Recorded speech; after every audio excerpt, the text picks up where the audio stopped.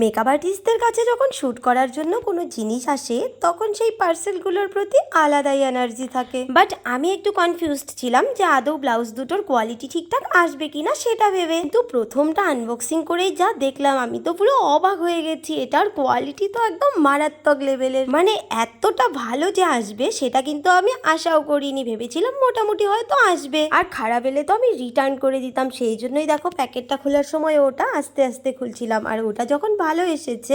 আর এইদিকে আমার বাচ্চা কেচিটাও যখন ডিস্টার্ব দিচ্ছে তখন সেকেন্ডটা খোলার সময় দেখো প্যাকেট পুরো হাত দিয়ে ছিঁড়ে টিড়ে বের করে নিলাম। কিন্তু প্রথম প্যাকেটটা খোলার পর যতটা ভালো দেখলাম, মানে যতটা বিশ্বাস হলো, সেই বিশ্বাসটা আবার 1 মিনিটেই ভেঙে গেল। কারণ এই ব্লাউজটার কাপড়ের কোয়ালিটিটা অতটা ভালো নয়। বাট তোমাদের এই দুটোর মধ্যে কোনটা বেশি ভালো লাগলো কমেন্ট করে জানিও। টাটা।